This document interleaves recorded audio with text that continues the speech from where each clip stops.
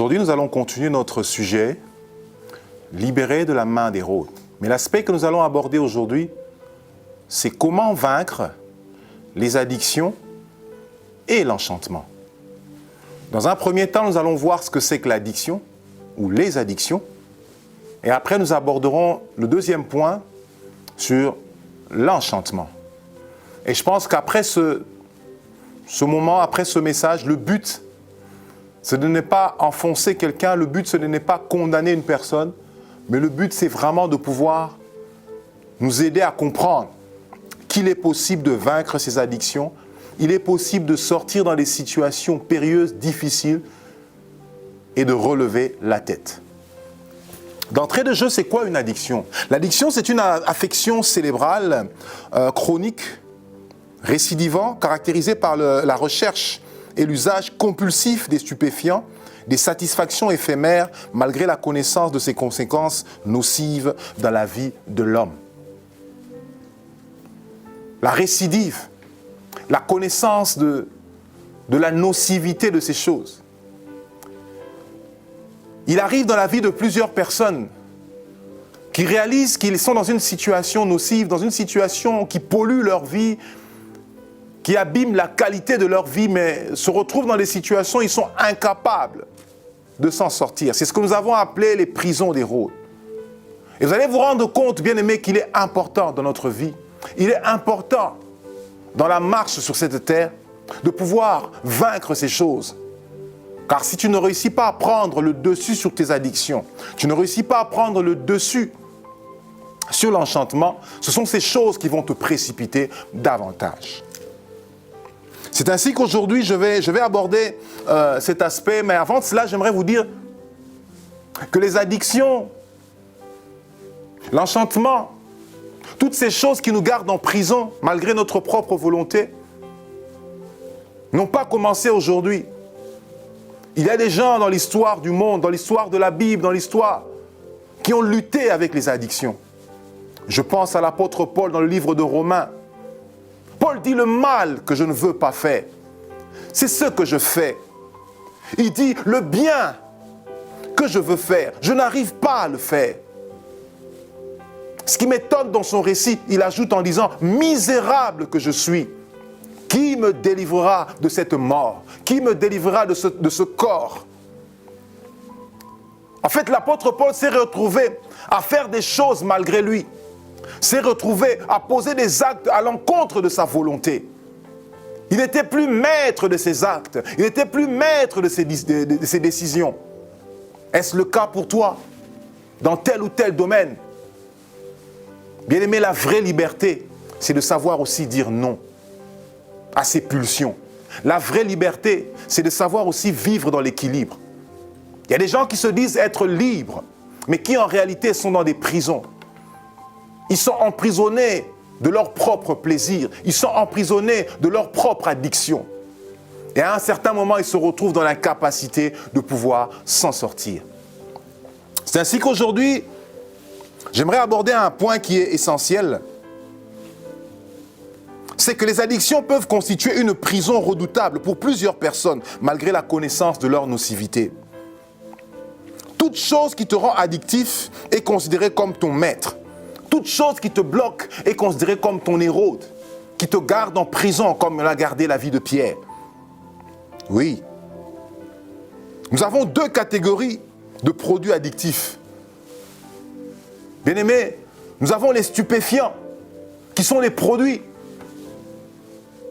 chimiques, matériels, toutes sortes de stupéfiants qui peuvent garder la vie d'un homme et qui peuvent créer des addictions. Laissez-moi vous parler de ces stupéfiants.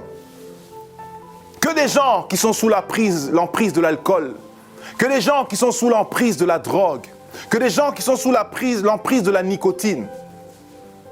J'ai moi-même à un certain moment de ma vie goûté à ces choses. Mais je me suis rendu compte que ces choses n'étaient pas essentielles dans la vie de l'homme. Bien-aimé, j'aimerais te dire aujourd'hui, c'est possible de sortir de ces addictions. C'est possible de sortir de l'emprise de la nicotine. Je parlais à un jeune, un jour, qui m'a dit « J'ai commencé à fumer à l'âge de 13 ans. » parce que mes parents fumaient. C'était normal pour nous à la maison de voir la fumée circuler. Mais il me dit, après un certain temps, aujourd'hui j'ai 30 ans, je cherche à sortir de cette prison, mais je suis incapable. Est-ce ta situation? Est-ce ton expérience? Bien-aimé, il est plus facile d'arrêter, de ne pas commencer, que d'arrêter. Je répète encore en matière de stupéfiants, il est plus facile de ne pas commencer que d'arrêter.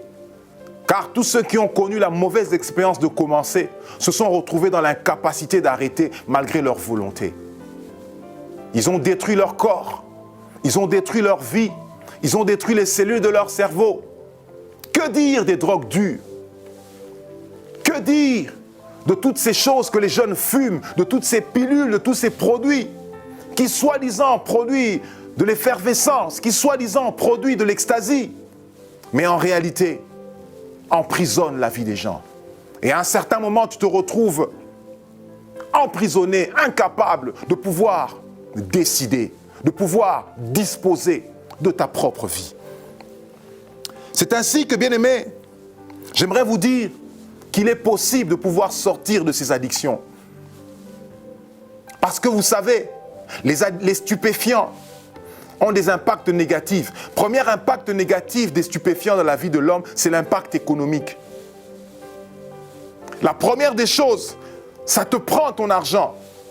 Ceux qui fument te diront combien est-ce qu'ils dépensent dans leur budget pour se procurer de la nicotine. Ceux qui boivent te diront combien est-ce qu'ils dépensent dans leur budget. Et ainsi de suite, de la drogue, n'en parlons pas. L'économie en pâtit.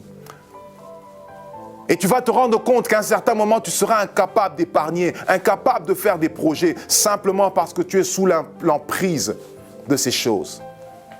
À la fin de ce message, nous allons ensemble décider, nous allons ensemble parler prier avec quelqu'un pour te dire qu'il est possible de pouvoir sortir des stupéfiants, de pouvoir sortir des addictions négatives, des addictions qui bloquent la vie de l'homme.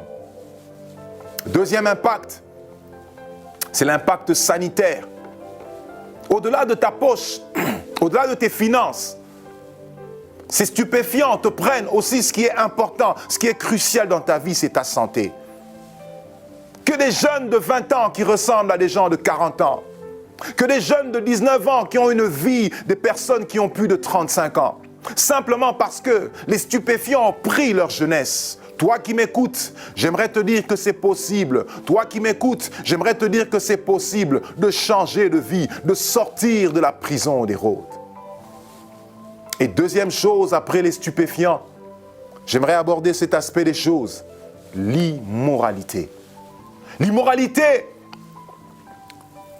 c'est tout acte qui sort de la morale, tout acte qui est condamné par la société, qui est condamné par la communauté, tout acte qui sort en marge des normes de la vie et qui a tendance à s'attacher à nous avec toutes ses conséquences. Bien aimé, vous savez, l'immoralité, elle est vaste. Je ne pourrais pas aborder tout ce sujet aujourd'hui. Nous n'avons peu de temps, mais laissez-moi vous parler, d'épingler quelques aspects de la moralité qui peuvent créer en vous des addictions.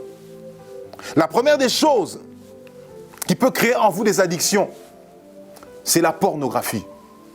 J'ai préféré parler de ce sujet parce que aujourd'hui, plusieurs personnes, plusieurs hommes, plusieurs femmes se retrouvent addictives, se retrouvent bloqués simplement parce qu'ils sont sous l'impact de la pornographie.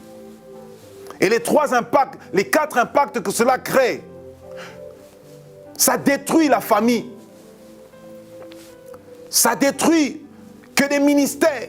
Quand je parle de ministère, je vois des gens qui étaient appelés à servir Dieu. Je vois des gens qui étaient appelés à être en haut. Je vois des gens qui étaient appelés à monter. Mais à cause de la consommation, à cause de la surconsommation de ces produits pornographiques, à cause de toutes ces images qui ont pollué leur vie, aujourd'hui se retrouvent au plus bas de leur ministère. Non seulement il y a la famille, mais il y a aussi la carrière. Avons-nous pas vu des hommes politiques qui ont vu leur carrière s'effondrer à cause d'un acte immoral dont on ignore la source des fois?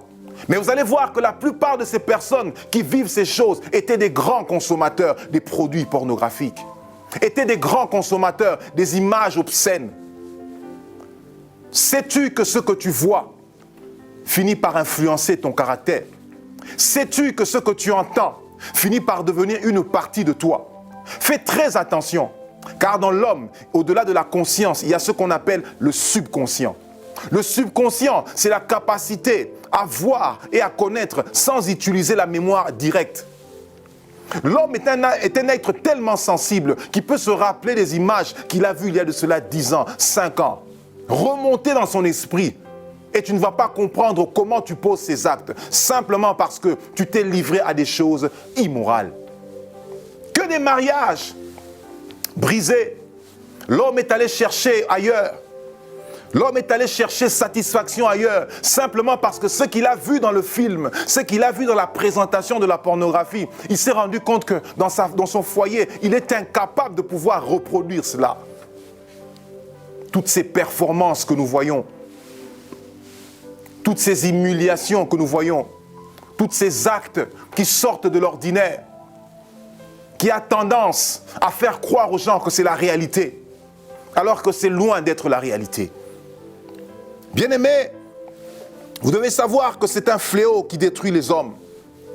C'est un fléau qui détruit les mariages et les familles.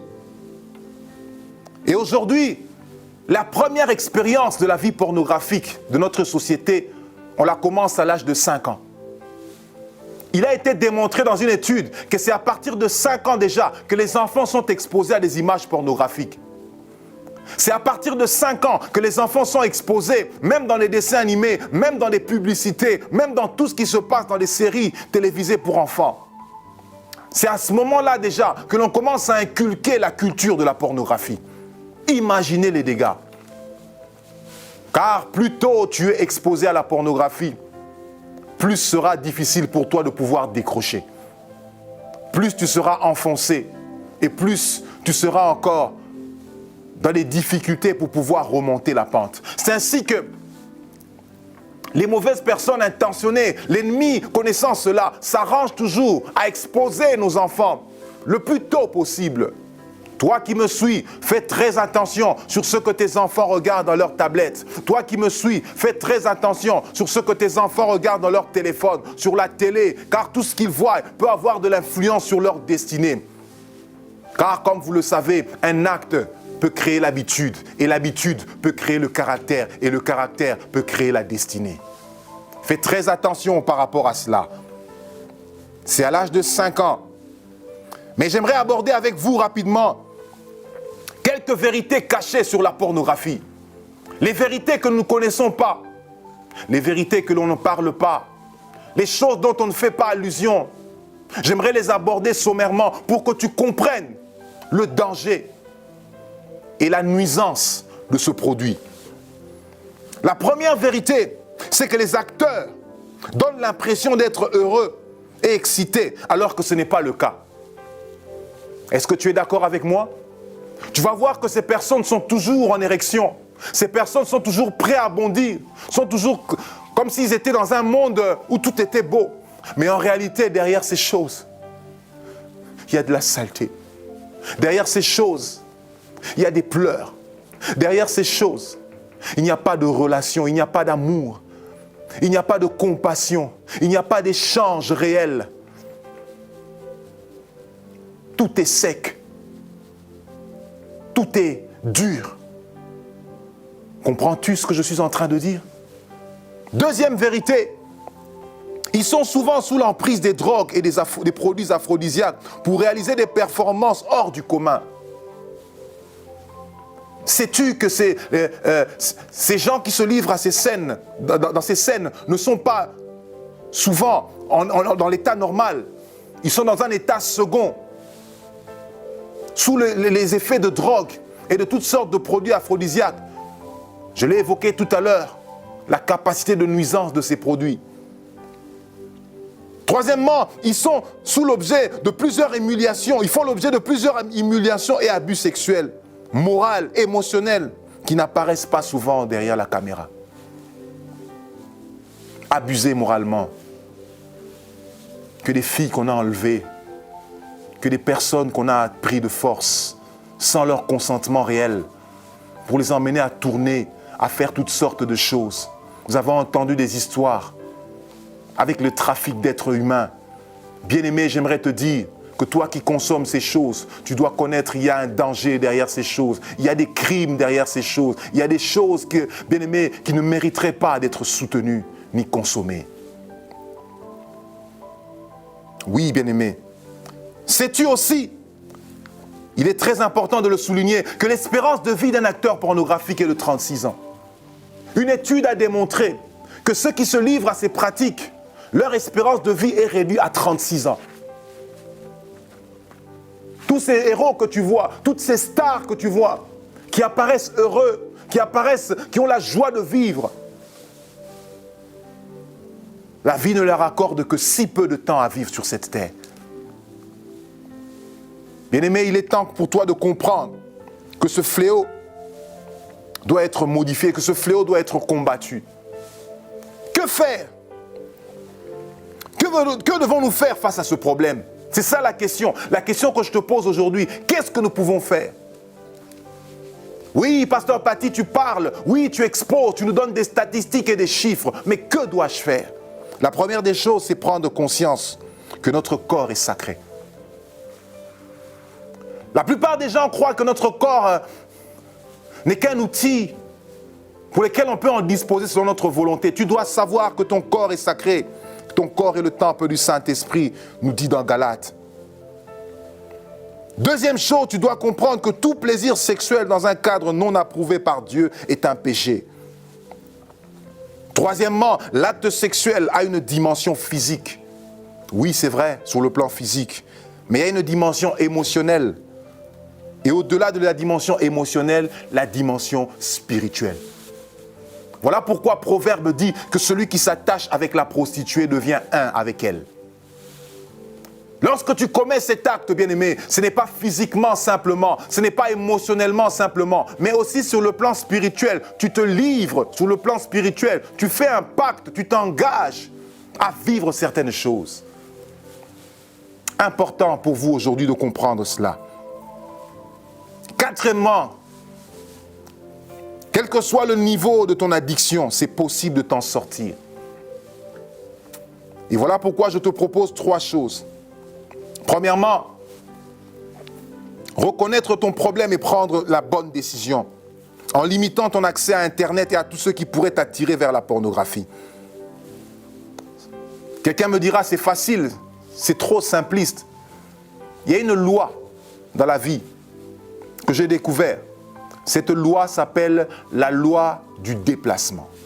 Je vais t'expliquer ça sommairement. La loi du déplacement, c'est-à-dire, lorsque tu penses à quelque chose qui te motive, lorsque tu penses à quelque chose de capital dans ta vie, il est difficile de l'abandonner. Alors la meilleure façon d'abandonner une pensée principale dans ta vie, c'est de pouvoir penser à autre chose de meilleur. Déplacer tes pensées vers autre source d'intérêt. À la place de penser à la pornographie, pense au sport. À la place de penser à la pornographie, pense à lire des livres qui vont construire ta vie. Pense à étudier, pense à faire des bonnes choses dans ta vie.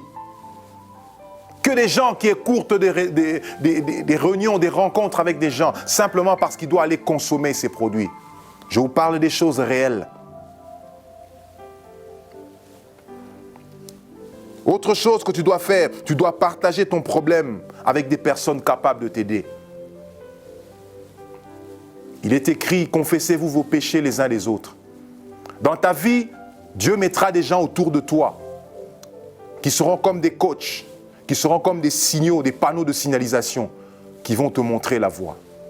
C'est à toi de les déterminer, c'est à toi de les retrouver et de pouvoir te confier à eux afin de pouvoir vivre la liberté. Et troisièmement, demander le secours de Dieu. Nous allons aborder un autre point, c'est l'enchantement. L'enchantement, c'est quoi? Vous savez, c'est un mot qui est beaucoup utilisé dans notre société. Il a un double sens. L'enchantement peut renvoyer à la joie, ça peut renvoyer à quelque chose qui égaye les gens. C'est ainsi que vous allez voir que les garderies pour enfants sont appelées voûte enchantée, la maison enchantée. Mais le sens que nous utilisons ici sur l'enchantement, ce n'est pas le sens de la joie, ce n'est pas le sens festif, mais c'est le sens tout autre. C'est le fait de se soumettre, ou le fait de soumettre l'homme à toutes sortes d'influences occultes et sataniques qui entraînent l'homme à perdre sa volonté et son identité ainsi que sa destinée.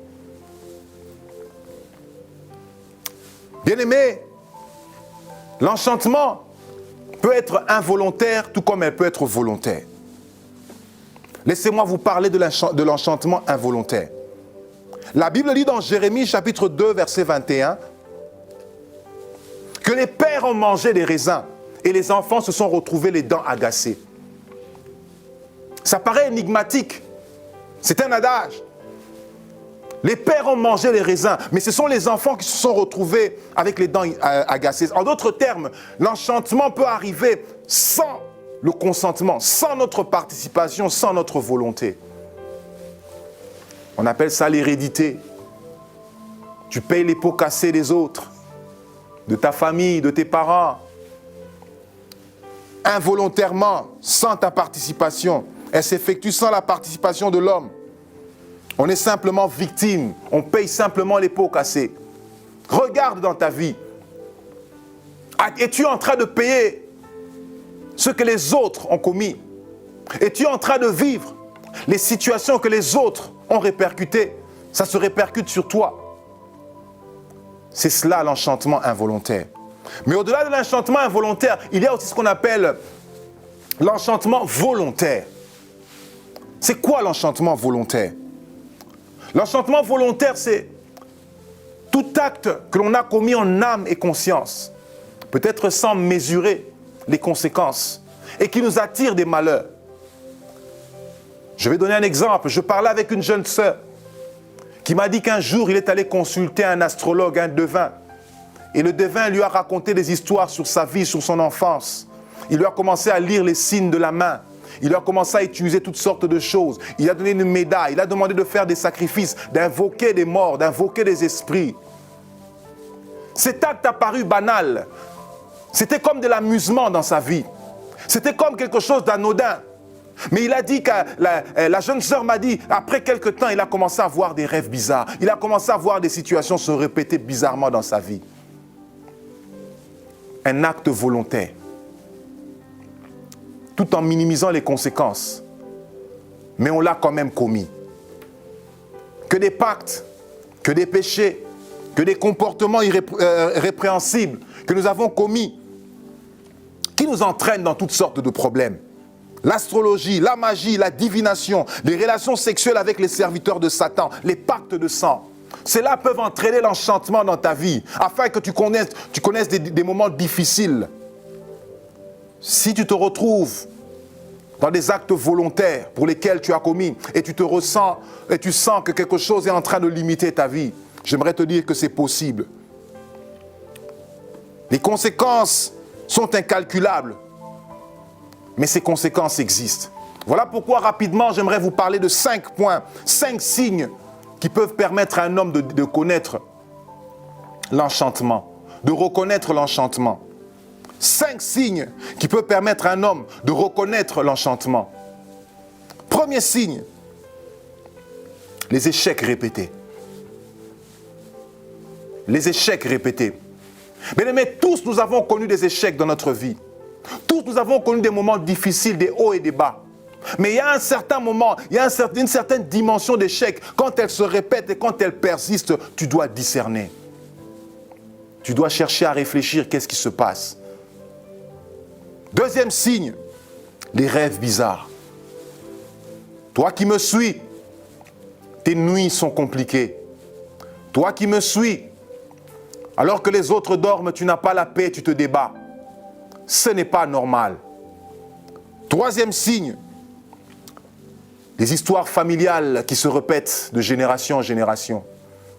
Le père est mort d'accident, le fils meurt d'accident et le petit-fils meurt d'accident. Des stérilités, des maladies qui traversent les générations. Ce n'est pas normal. Ces choses doivent s'arrêter. Je dis à quelqu'un, ces choses doivent s'arrêter. Tu n'es pas le canal de ces choses. Tu ne seras plus le pont de ces choses. Tu ne vas plus véhiculer ces mauvaises choses. À partir de toi, ça va s'arrêter et tes enfants ne vivront pas l'enchantement. Et 5e point, l'anxiété et le manque de paix intérieure inexpliquée. Que les gens qui vivent dans l'anxiété, que les gens qui vivent dans le trouble de personnalité, qui n'arrivent pas à expliquer, ils passent du noir au blanc sans se rendre compte. Ce sont des signes. Il y en a plusieurs, mais j'ai évoqué à titre illustratif ces 5 signes qui te permettront, bien-aimé, de connaître ou de reconnaître l'influence de l'enchantement. J'ai bien voulu parler avec vous ce sujet. Et je crois que quelqu'un a retenu quelque chose sur les addictions. Quelqu'un a retenu quelque chose sur l'enchantement. Toi qui m'as suivi, si tu sens le besoin de secours, si tu sens le besoin d'aide, joins-toi avec moi pendant ce temps où je vais dire quelques mots pour toi. N'hésite pas à nous contacter, n'hésite pas à venir pour que nous puissions faire un travail, pour que nous puissions prier, pour que nous puissions parler, nous puissions avoir des orientations. Car il est écrit, soutenez-vous. Nous sommes à la fin de cette capsule. Et j'aimerais dire quelque chose aujourd'hui sur l'enchantement. Écoute, je refuse d'être esclave de tout homme fort de ma vie. Comme le tombeau n'a pas pu retenir Christ, ma vie aussi ne sera pas ensevelie. Les addictions qui me retenaient tombent en disgrâce. Mes finances ne serviront plus à satisfaire mes addictions. Oh, waouh! L'enchantement de la maison de mon père n'aura plus d'influence sur moi. Est-ce que tu m'écoutes? Je suis libre de la pornographie. Le Saint-Esprit aide-moi à tenir face à la tentation. Je me couvre de la gloire de Dieu et je suis libre. Je te remercie, toi qui as prié avec moi. Je te dis à bientôt. Nous allons continuer. Mais aujourd'hui, nous avons mis un terme à notre sujet qui était important et qui était pertinent, à savoir libérer de la main d'Hérode. Bonne journée à vous. Merci.